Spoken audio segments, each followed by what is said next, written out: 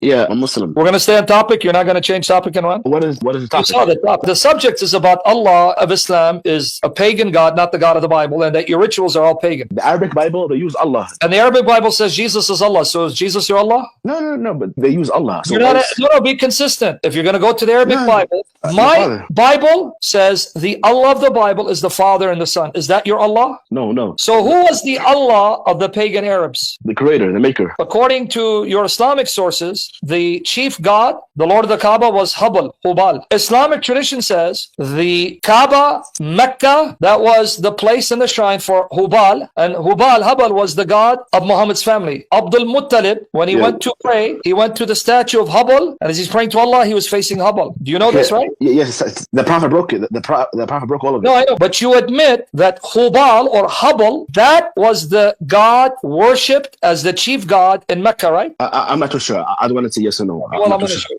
I'll make sure you get it, sure. No. I want to confront with multiple scholars, not only with you. Oh, I'll give you Ibn Kathir, I'll give you Al-Tabari, I'll give you Qurtubi, Ibn Ishaq. Yeah, here, Ibn Yasir Qadi here. This is the book I'm quoting from. I'm going to hold it up. Yasir Qadi. Oh, he bought his book. Sirah of the Prophet, contemporary original is Dr. Yasir Qadi. Yes. This is what I'm quoting. This is from the book. The person who first altered, because like you, he thinks Ibrahim and Ismail went to Kaaba. Okay, fine. The person who first altered the religion of Ibrahim and introduced paganism was Amr ibn Luhay al-Khuzai. Yeah, that's true. Yeah. The Prophet said, I saw Amr ibn Luhay al-Khuzai wandering around in the fire of hell with his entrails cut open behind him. He was the first to alter the religion of Ismail. Amr ibn Luhay traveled to the pagan Amalekites. This is very important. Amalekites mentioned in the Bible. They are from Syria. And returned to Mecca with an idol called Hubal. And thus paganism was born in Mecca. So where did he get the statue? From the Amalekites. What was the chief god? Hubal. Do you know who the chief god of the Amalekites was? I'm not sure. That's in the Bible. I'm not sure. I'm going to tell you what Hubal is. Hubal is the Arabic of Hu Baal. He is Baal. The god of the Amalekites was Baal. Is it same as Baal? Yeah, Baal. That's it. Baal. Yeah. That's in the Bible too. Baal. That's what I'm telling you. So you understand that this statue is a statue of Baal? Yeah, but in the Bible they used to call God. They used to call God Baal. Yeah. And God said, "Stop calling me that because he reminds you of the pagan god." Yeah, I know. Say 2:6:17 exactly. Yeah. But this statue is not the God of the Bible, right? Of course not. So you admit, I want everyone to hear you admit. So Hubal is Baal. I guess so. Yeah, you can see that. It looks so it comes from Amalekites. Yeah. Statues is bad. Yes. So you admit that at the Kaaba, the chief god of Abdul Muttalib was Baal. I'm not 100% sure. I'll double check. But I mean, later on when I log off, I'll double check. But there was 360 idols, not only one. But the chief one, buddy, chief one. I want to show you that Abdul Muttalib prayed to Hubal, that was his chief god. Let me get Ibn Kathir. This is the life of the Prophet Muhammad, Al-Sirah al-Nabawiyah, and he agrees that Hubal comes from the Amalekites, okay? But I want to show you here. Ibn Ishaq stated, it is claimed that when Abdul Muttalib received such opposition from Quraysh over the digging of Zamzam, he vowed that if 10 sons were born to him, he grew up and protected him. He would sacrifice one of them for God at the Kaaba. You know the story. And then the arrows fell on Abdullah, right? Yeah. Okay, but here, I want you to see who his God was, his chief God. Eventually, he had 10 sons grown up whom he knew would give him protection. Their names were Al-Harith, Al-Zubair, Ajl, Dirar, Al-Muqawwam, Abu Lahib, there's Abu Lahib, Al-Abbas, Hamza, Abu Talib, and Abdullah, who became the father of your prophet. He assembled them and told them of his vow and asked them to honor his pledge to God, Almighty and all glorious is He. Now watch. They obeyed and asked him what he wanted them to do. He asked each of them to take an arrow, write his name on it, and return to him. Look where he went to. They did so and went with them inside the Kaaba to the site of their god, Hubal. This is Ibn Kathir. So who was Abdul Muttalib's god? Yeah, but that's obvious. Before the Prophet came. Now it's obvious. All right, I'll be patient. Let me finish. So notice their chief god is Hubal, and you just admit that's Baal, right?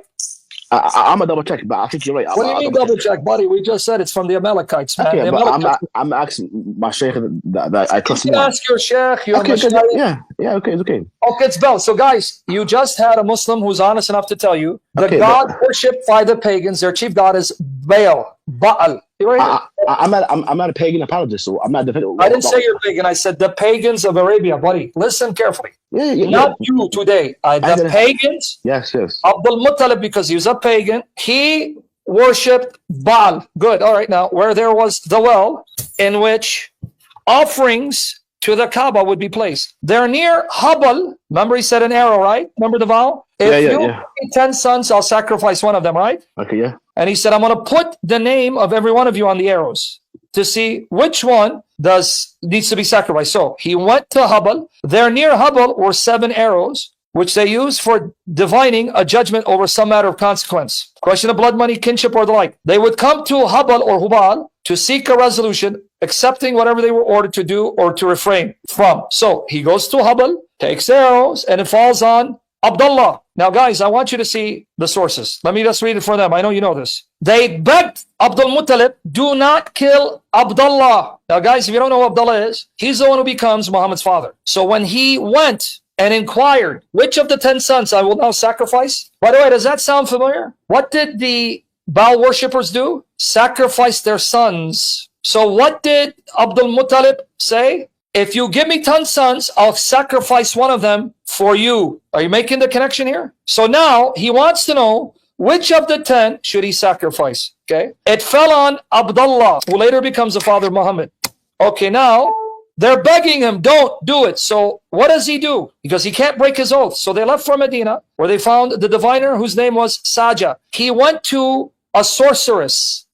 See, they're all pagans, man. He's going to a witch, a sorceress. As Yunus bin Buqair, reported from Yunus Khan, was at Khaybar. They rode off again, went to her and sought her advice. Can we make atonement for Abdullah? Can I spare him from being killed? She tells him, look, Abdul Muttalib, telling her of the whole problem regarding him and his son, she told him, leave me today until my attendant spirit, a genie, comes and tells me what to do. Are you seeing where Islam came from, guys? I want you to see this. Abdul Muttalib, his god is Hubal. He was going to sacrifice one of his sons to Hubal, which is what the Baal worshippers did. How does he now save his son? He doesn't go to a Christian or a Jew. He goes to a sorceress, a witch, who contacts spirits. You guys got it? She goes, leave me. I'm going to ask the spirit what you should do. They left her, and Abdul Muttalib prayed to God. Next day, they went back to her, and she informed them that she had a message. How much is the blood money you prescribe? In other words, in Islam, if I, let's say, accidentally killed someone, I would have to give 10 camels as compensation. 10 camels, they told her.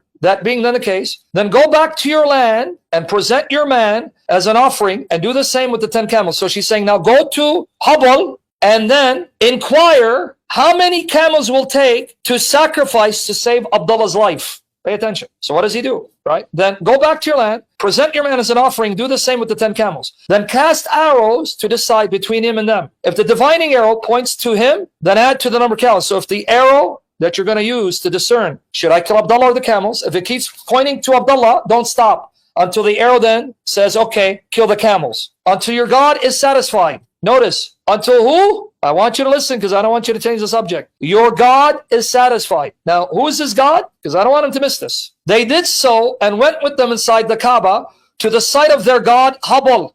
Are you Christians seeing this? Who's their God? Ibn Kathir, not Sam Shamoun or Jochen Katz or David Wood. Al-Sirah al-Nabawiyah. Their God is Hubal. So what'd she say? Go and ask your God, how many sacrifices will you accept from the camels to save my son?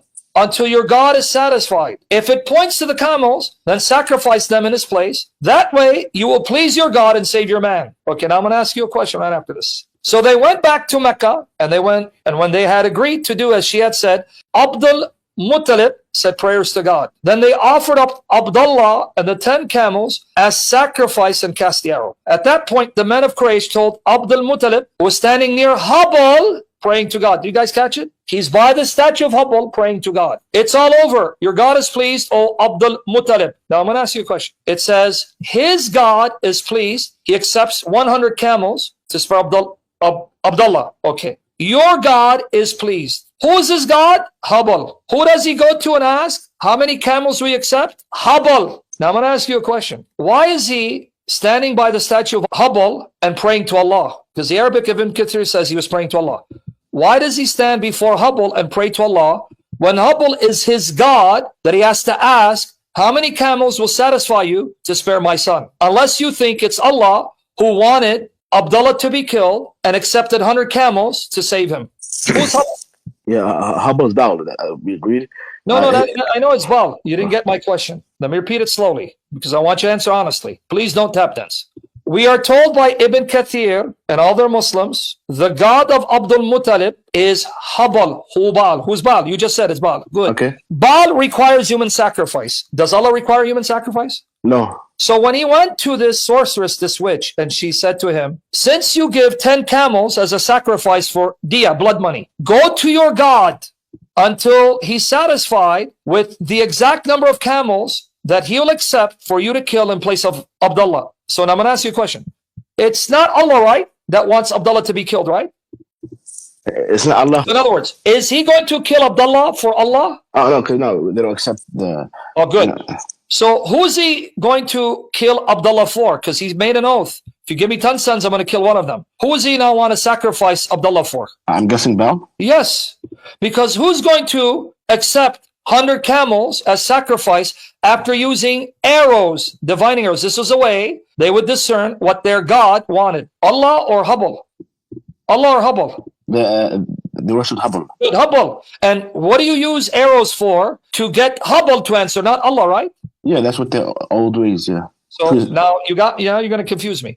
Because he goes and he takes the arrows and he says to his God, remember it says, pray to your God until your God is satisfied, right? Yeah. So he goes before Hubble, and then he says 10 camels, and he takes the arrow to see, will the arrow point to Abdullah or the 10 camels? It pointed to Abdullah. He added 10 more, pointed to Abdullah. He added 10 more until he got 100, and finally it pointed to the camels. And it says he did it 2 more times just to be sure.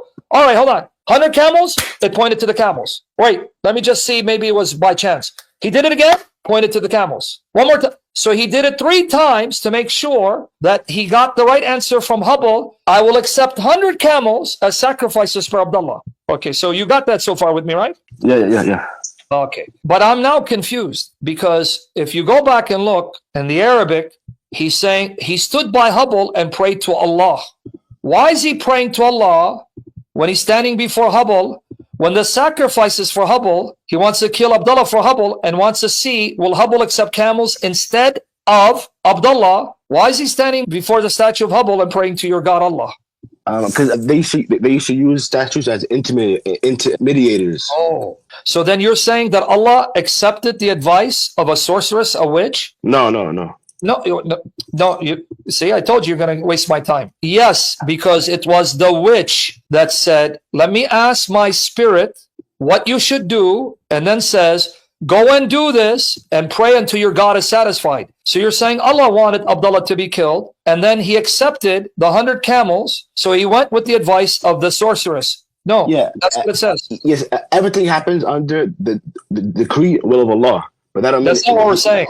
It says, ask your God until he's satisfied. And he kept asking until his God was satisfied with 100 camels. But he's praying to Allah. You're saying, yeah, because it was Allah he was praying to and asking Hubble to help him out, which means it's Allah who wanted Abdullah to be sacrificed to him. But then Allah accepted 100 camels. So why is Allah agreeing with the pagan practices of killing your children as an act of worship to Baal, and then going with the advice of a witch, a sorceress, who was inspired by a genie? Yeah, this was before the Prophet Muhammad, and you know that. You didn't answer the question. Why is Allah accepting these practices and going ahead with the advice of the witch? Okay, they did it on their own. This happened. This is their own choice. Oh my goodness. I'm going to try it a 3rd time. Okay. She said, the spirit will come to me, and he came and says, offer up camels until your God is satisfied. And then Abdul Muttalib, to make sure the 100 camels was what his God wanted, he drew the arrow 3 times, and 3 times it came pointing to the camels, meaning he was getting answered miraculously by his God. So if it's Allah, why is Allah doing this miracle? To show him, I'll accept 100 camels. Go ahead and kill the 100 camels so you can save Abdullah, even though he's using Hubble, like you said, to intercede with Allah for him. And Allah is agreeing to advice that a genie gave a sorceress. Okay. Why?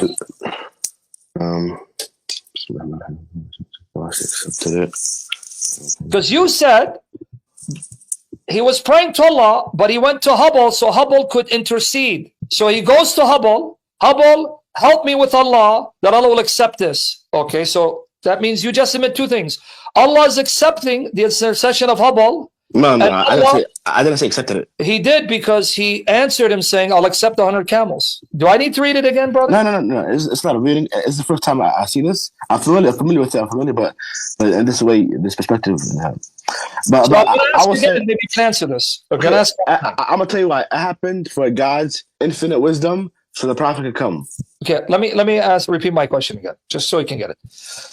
According to what you said, Allah accepted Abdul Muttalib's going to Hubble to intercede with Allah to see how many camels Allah will accept as sacrifices for Abdullah. And he showed him, I'll accept 100. So that means Allah accepted Hubble's intercession. And he also accepted the advice of this sorceress, Saja, who got this advice from a genie. Why?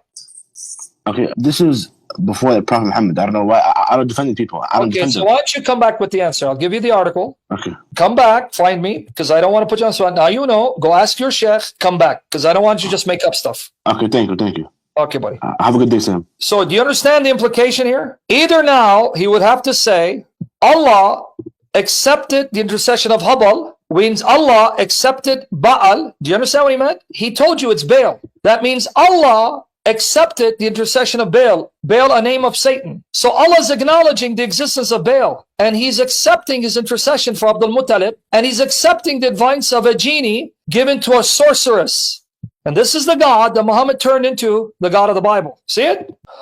Or Hubble is Allah. That was what I was going to prove. If you go to my series that I've done in articles, Hubble was the chief god of Mecca. So the Allah of Mecca was Hubble. So if you said, who was Allah? Hubal. Hubal, Allah. Allah, Hubal. The personal name of Allah, Hubal. In other words, Baal, Elilah. The Kaaba was the shrine of Baal, Baal. The God, the Allah of the pagans was Baal, Satan. Who was Ismail's mother? I think Hagar. Can you show me in the Quran where it says Hajar is Ismail's mother? I don't say that. If you go with the Quran, you can't tell me who Ismail's mother is. Okay, but Hadith, don't forget Hadith. Okay, I'm going to get to that because Hadith comes after the Quran. It's going to contradict the Quran. I know, but I want people to see that if you follow the Quran, you can't answer any question, which means either you have to turn to the Bible when it's convenient, like you did, but the same Bible that then contradicts Quran, then you say the Bible's corrupt, or you have to go to sources that it's 100 years later,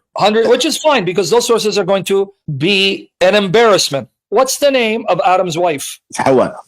And does the Quran say it's Hawa? I don't have it on my head, but the Quran says who his wife is. The two sons of Adam, Quran, who killed who? Cain, Abel. Okay, because the Quran doesn't tell you who the sons were and who killed who. Okay, because the Quran speaks general about exactly. General. Yeah, general. But the Quran tells me it explains everything in detail in the book and explains all the verses. How come these details are missing? Okay, no. If it's going to explain by detail, the book is going to be like volumes big. I didn't say that. The Quran said that this is a book that explains everything in it. The Quran says that. And it says it explains all the verses in detail. Let me show you. So you don't think I'm lying. No. Everything. No, man. I'm going to show it to you, man. I know what you mean. Everything you need to know. No, it explains everything in the book, not what you need to know. That's what it says. You just misquoted it to me here. No, but that's common. What common sense? Who has sent unto you, buddy? I'm reading your Quran. Who has sent unto you the book explained in detail? Didn't say explain everything you need to know. Who hath sent you the book explained in detail. And then here, this Quran is not such as can be produced by other than God, Allah. On the contrary, it's confirmation of revelations that went before it and a fuller explanation of the book. There is in their stories instruction for men endued with understanding. It is not a tale invented, but a confirmation went before it. A detailed explanation of all things. Detailed explanation of everything. It didn't say explain everything you need to know. And then 1689 right here. And we have sent down to thee the book explaining all things as an exposition of all things. And then finally, even the verses, a book whereof, that was chapter 1689, and here 41:3, a book whereof the verses are explained in detail. Didn't say explain everything you need to know. So the Quran says it explains everything in it, all its verses. So where does it explain who Ismail's mother is, who the sons of Adam were, what's the name of his wife, who ate first, who ate second, who killed who, and where? In fact, according to your Quran, where was Jesus born? Those details you're looking for is unnecessary details. Because the worst thing is what are you talking about unnecessary? Who told you it's unnecessary? Because you're asking wife name, who killed that you must worry about his sins. Yes, I need to know because it says that the one son killed the other. Who? We learn from stories, don't kill. That's the main thing. We learn from stories. No, that's your interpretation. It says we explain everything in the book in detail. That's not explained because I'm not told who killed who and when and where.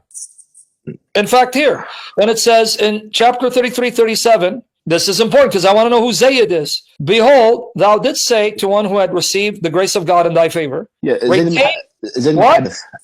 ibn Harith. But where does it say Zayd ibn Harith? And it's not. Zayd ibn, he was here called Zayd ibn Muhammad. It says Zayd, I don't say Muhammad. Later it was changed because, but okay, how did you know Zayd ibn Harith? Where did it say Zayd ibn Harith? That's the hadith and our tradition. Do you want me to read those verses again? It says, the Quran will explain everything in detail. How come it didn't give me the detail of who Zayd is? Okay, Zayd is enough. Zayd is Zayd. Like we know you, Sam. Who's Zayd? I don't know who Zayd is. He was the worker. He used to no, he wasn't. He was the son of your prophet. He adopted him. That's tradition. But where did the Quran say that? Yeah, tradition. Like you're a Catholic. You believe in the Bible? No, my Bible doesn't say. My Bible doesn't say that explains everything in detail. Don't appeal to my Bible. My Bible says how you respect tradition. You respect history. Buddy, you're not listening. Both. You're wasting my time, Yemeni. Don't let me send you to the Houthi. Listen to what I'm saying. The Quran says it explains everything in the book in detail. My Bible doesn't say it explains everything in the book in detail. You're just admitting it lacks too many details. You got to run to the tradition. You're creating a contradiction. In fact, here. Yeah, but you're asking for extra information. But you're asking for extra information, unnecessary information. When the surah of the Quran tells me your God is so angry, he curses Abu Lahab and his wife to hell and even has a surah about him. And I don't know who the hell is Abu Lahab. You're telling me that's unnecessary? Who the hell is this guy that he's angry with? Abu Lahab is the prophet of the uncle. Where does the surah say that? When me and you are in the grave, we're going to answer for our sins. Not for Abu Lahab, not for other people. Don't change subject. The Quran says it's going to explain everything in detail. Your God is so angry, he curses Abu Lahab and his wife to hell. He even has a surah that he has to mention them. So you believe the Quran is uncreated, right? Yes. So I want to ask you to answer to the audience for all of us. Your God in eternity before creation is already thinking of Abu Lahab and how to curse him to hell. A man did not exist. Is he that important for your God to then think about him, to curse him as part of his uncreated speech? A person didn't exist yet? That's why I need to know who he is, that he got your God so angry that your God has been thinking about him in eternity. Yeah, it says about the last two verses, what he did. His wife, it doesn't tell you what he did. The wood carrier will have upon her. Carry the wood for hell. Yeah, and it will have upon her neck. Yeah, the punishment. So I want to know again. Your God was so angry with this guy that he was thinking of an eternity, and in eternity he's cursing him to hell even before he created him. And you're telling me it's not important to know the details? Who is this guy that your God is so angry with that he's even thinking about him in eternity? He didn't think about many people. He didn't think about you or me, but he thought about him. Who is this guy? About the commentary will tell you if you want extra details. Commentary, right? Okay. So you see, you're helping me destroy Islam. So you want to leave, man? Because I want to try to save the reputation of Islam. Because every time you go to the commentary, you're proving the Quran is a lie when it says it explains everything in detail.